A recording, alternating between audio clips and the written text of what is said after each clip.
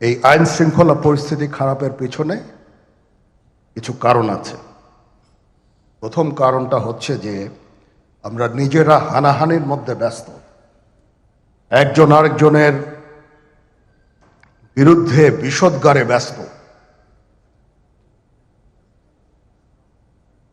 এটা একটা চমৎকার সুযোগ অপরাধীদের জন্য।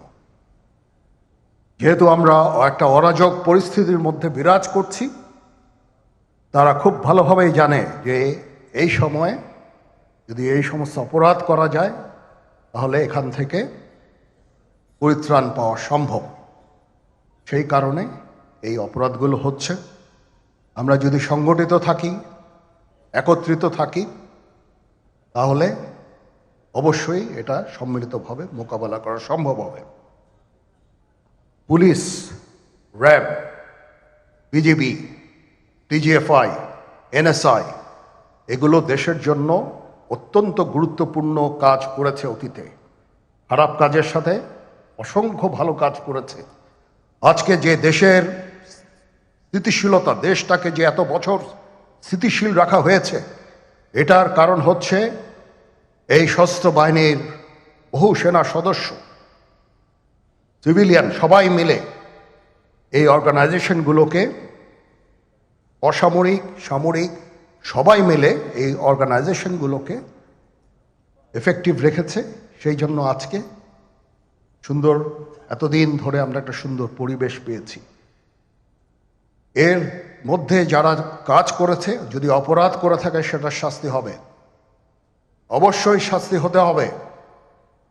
না হলে এই জিনিস আবার ঘটবে। আমরা সেটাকে বন্ধ করতে চাই চিরতরে, কিন্তু তার আগে মনে রাখতে হবে আমরা এমনভাবে কাজটা করব এই সমস্ত অর্গানাইজেশনগুলো যেন আন্ডারমাইন না হয়। আজকে পুলিশ সদস্য কাজ করছে না, এটা বিশাল বড় কারণ হচ্ছে অনেকের বিরুদ্ধে মামলা, অনেকে জেলে। RAB, BGB, DGFI, NSI panicked.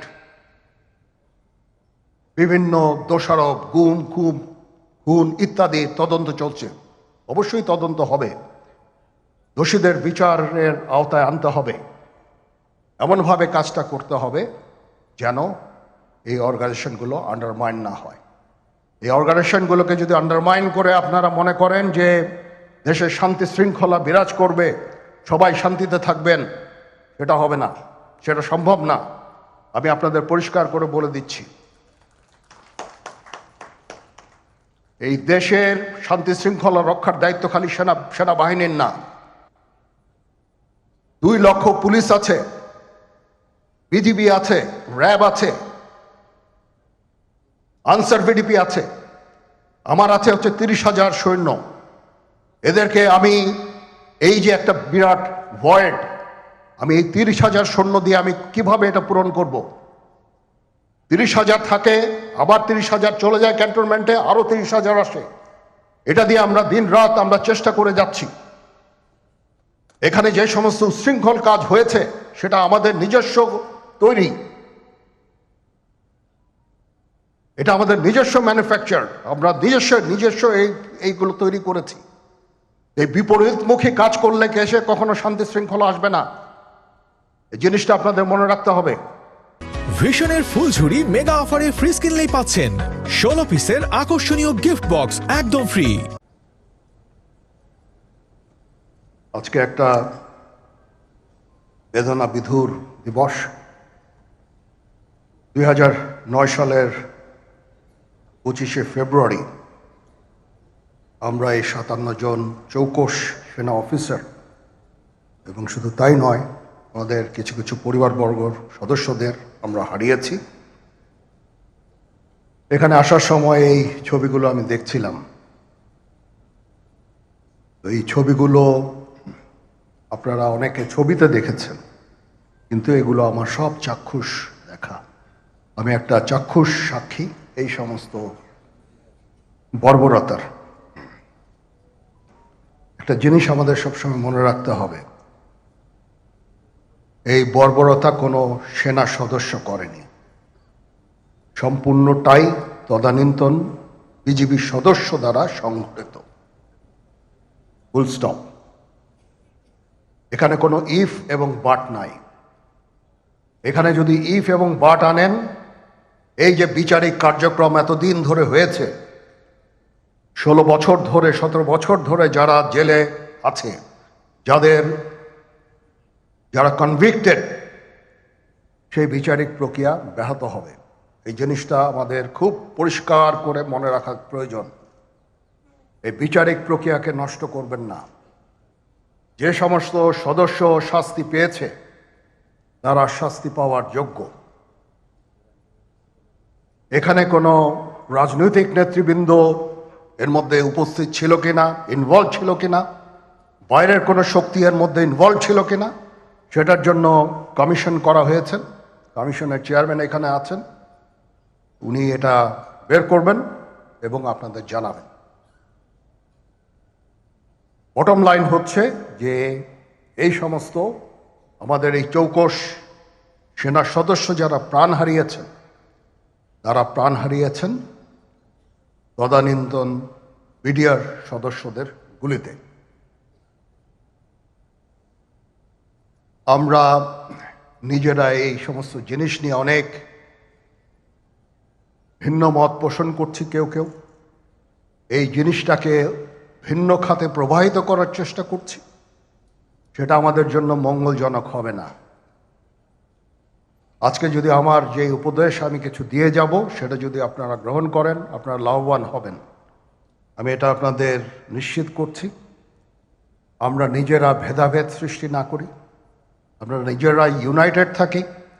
আমাদের মধ্যে যদি কোনো সমস্যা থেকে থাকে, কোনো ব্যত্যয় থেকে থাকে,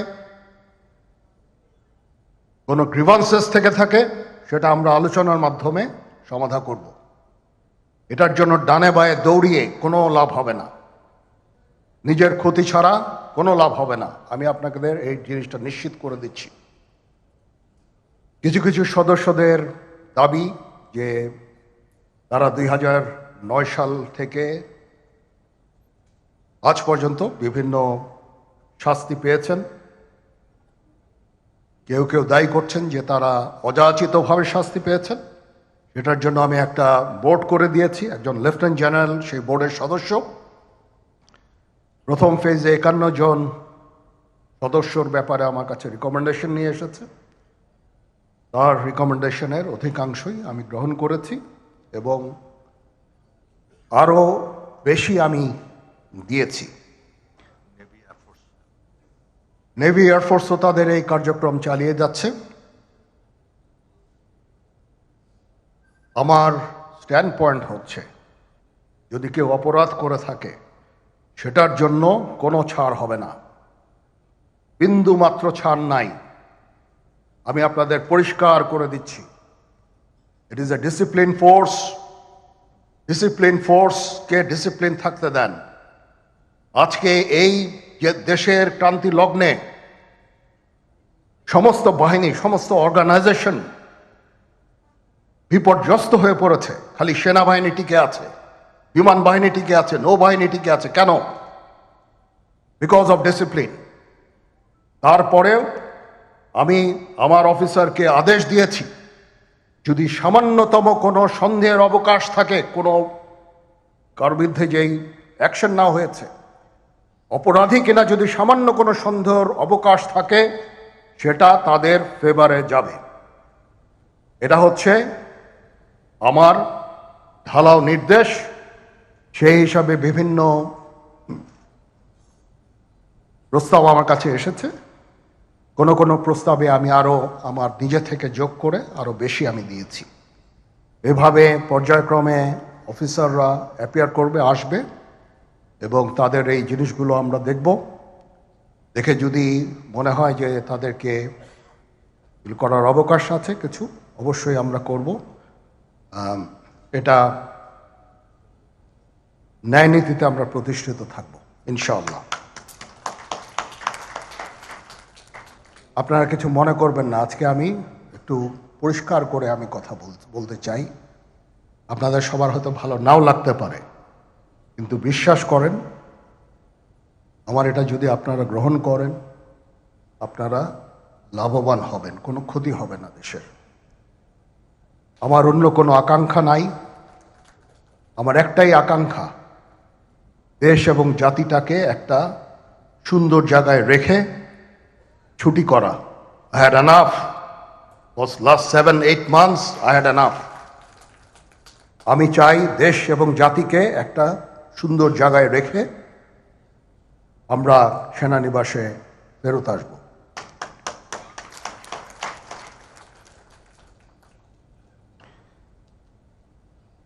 আরেকটা জরুরি বিষয় যেটা আমি ভাবলাম যে আপনাদের সাথে আমি শেয়ার করি। দেশের এই আইন শৃঙ্খলা পরিস্থিতি খারাপের পেছনে কিছু কারণ আছে। প্রথম কারণটা হচ্ছে যে আমরা নিজেরা হানাহানির মধ্যে ব্যস্ত, একজন আরেকজনের বিরুদ্ধে বিষোদ্গারে ব্যস্ত। এটা একটা চমৎকার সুযোগ অপরাধীদের জন্য। যেহেতু আমরা একটা অরাজক পরিস্থিতির মধ্যে বিরাজ করছি, তারা খুব ভালোভাবেই জানে যে এই সময়ে যদি এই সমস্ত অপরাধ করা যায় তাহলে এখান থেকে পরিত্রাণ পাওয়া সম্ভব। সেই কারণে এই অপরাধগুলো হচ্ছে। আমরা যদি সংগঠিত থাকি, একত্রিত থাকি, তাহলে অবশ্যই এটা সম্মিলিতভাবে মোকাবেলা করা সম্ভব হবে। Police, RAB, BGB, TGFI, NSI এগুলো দেশের জন্য অত্যন্ত গুরুত্বপূর্ণ কাজ করেছে অতীতে। খারাপ কাজের সাথে অসংখ্য ভালো কাজ করেছে। আজকে যে দেশের স্থিতিশীলতা, দেশটাকে যে এত বছর স্থিতিশীল রাখা হয়েছে, এটার কারণ হচ্ছে এই সশস্ত্র বাহিনীর বহু সেনা সদস্য, সিভিলিয়ান সবাই মিলে এই অর্গানাইজেশনগুলোকে, অসামরিক, সামরিক সবাই মিলে এই অর্গানাইজেশনগুলোকে এফেক্টিভ রেখেছে। সেই জন্য আজকে সুন্দর, এতদিন ধরে আমরা একটা সুন্দর পরিবেশ পেয়েছি। এর মধ্যে যারা কাজ করেছে, যদি অপরাধ করে থাকে সেটার শাস্তি হবে, অবশ্যই শাস্তি হতে হবে। না হলে এই জিনিস আবার ঘটবে। আমরা সেটাকে বন্ধ করতে চাই চিরতরে, কিন্তু তার আগে মনে রাখতে হবে আমরা এমনভাবে কাজটা করব এই সমস্ত অর্গানাইজেশনগুলো যেন আন্ডারমাইন না হয়। আজকে পুলিশ সদস্য কাজ করছে না, এটা বিশাল বড় কারণ হচ্ছে অনেকের বিরুদ্ধে মামলা, অনেকে জেলে। RAB, BGB, DGFI, NSI panicked. বিভিন্ন দোষারোপ, গুম, খুন ইত্যাদি তদন্ত চলছে। অবশ্যই তদন্ত হবে, দোষীদের বিচারের আওতায় আনতে হবে। এমনভাবে কাজটা করতে হবে যেন এই অর্গানাইজেশনগুলো আন্ডারমাইন না হয়। এই অর্গানাইজেশনগুলোকে যদি আন্ডারমাইন করে আপনারা মনে করেন যে দেশের শান্তি শৃঙ্খলা বিরাজ করবে, সবাই শান্তিতে থাকবেন, সেটা হবে না, সেটা সম্ভব না। আমি আপনাদের পরিষ্কার করে বলে দিচ্ছি, এই দেশের শান্তি শৃঙ্খলা রক্ষার দায়িত্ব খালি সেনাবাহিনীর না। 2 লক্ষ পুলিশ আছে, বিজিবি আছে, র্যাব আছে, আনসার ভিডিপি আছে, আমার আছে হচ্ছে 30,000 সৈন্য। এদেরকে আমি এই যে একটা বিরাট ভয়েড, আমি এই 30,000 সৈন্য দিয়ে আমি কিভাবে এটা পূরণ করব? 30,000 থাকে, আবার 30,000 চলে যায় ক্যান্টনমেন্টে, আরো 30,000 আসে। এটা দিয়ে আমরা দিন রাত আমরা চেষ্টা করে যাচ্ছি। এখানে যে সমস্ত উচ্ছৃঙ্খল কাজ হয়েছে সেটা আমাদের নিজস্ব তৈরি, এটা আমাদের নিজস্ব ম্যানুফ্যাকচার, আমরা নিজস্ব এইগুলো তৈরি করেছি। এই বিপরীতমুখী কাজ করলে এসে কখনো শান্তি শৃঙ্খলা আসবে না। এই জিনিসটা আপনাদের মনে রাখতে হবে।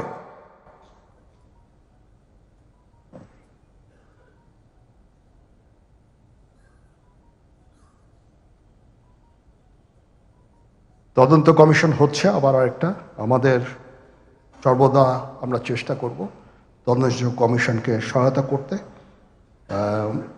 যে ধরনের সাহায্য সহযোগিতার প্রয়োজন হয় আমরা করব। আমরা দেশে একটা ফ্রি, ফেয়ার অ্যান্ড ইনক্লুসিভ একটা ইলেকশনের জন্য দিকে ধাবিত হচ্ছে। এবং তার আগে যে সমস্ত সংস্কার করা প্রয়োজন অবশ্যই সরকার সেদিকে খেয়াল করবেন। আমি যতবারই ডক্টর ইউনূসের সাথে কথা বলেছি, he completely agrees with me. There should be free, fair and inclusive election, and that election should be within December or close to that, যেটা আমি এর প্রথমেই বলেছিলাম যে 18 মাসের মধ্যে একটা ইলেকশন। আমার মনে হয় যে সরকার সেদিকেই ধাবিত হচ্ছে। ডক্টর ইউনূস যথাসাধ্য চেষ্টা করে যাচ্ছেন এই দেশটাকে ইউনাইটেড রাখতে, কাজ করে যাচ্ছেন উনি। ওনাকে আমাদের সাহায্য করতে হবে, উনি যেন সফল হতে পারেন সেদিকে আমরা সবাই চেষ্টা করব। আমরা একসাথে ইনশাল্লাহ কাজ করে যাব। আজকে রাওয়ার চেয়ারম্যান মহোদয় আমাকে এখানে দাওয়াত দিয়েছেন। উনি চেয়ারম্যান হওয়ার পরে এটা দ্বিতীয়বার আমি এসেছি। ওনার কাছে আমি কৃতজ্ঞ যে উনি আমাদেরকে আলাদাভাবে বা রাওয়া আমাদেরকে আলাদাভাবে দেখছে না। সার্ভিং অ্যান্ড রিটায়ার্ড, আমি তো বলেছি প্রথমেই যে there should be any difference. আমি সেনা প্রধান হিসাবে সার্ভিংদের প্রতি আমার যেই দায়িত্ব, রিটায়ার্ডদের প্রতি এই দায়িত্বের একই দায়িত্ব, সামান্যতম কম বেশি না। সেই চেষ্টা আমি করে যাচ্ছি আমাদের লিমিটেড রিসোর্সের মধ্যে। আমরা হেলথ কেয়ারের উপরে বেশ কিছু কাজ করছি, নিজস্ব কিছু মেডিকেল হসপিটাল করার চেষ্টা করছি, ক্লিনিক করার চেষ্টা করছি, এবং আপনারা আস্তে আস্তে এগুলোর ফল ইনশাল্লাহ পাবেন। আসেন আমরা নিজেদের মধ্যে মারামারি কাটাকাটি না করে আমরা উই ইউনাইট আওয়ারসেলভস, দেশ জাতি যেন একসাথে থাকতে পারি সেদিকে আমাদের কাজ করতে হবে। আমাদের মধ্যে মতের বিরোধ থাকতে পারে, চিন্তা চেতনার বিরোধ থাকতে পারে, কিন্তু দিন শেষে যেন আমরা সবাই দেশ এবং জাতির দিকে খেয়াল করে আমরা যেন এক থাকতে পারি।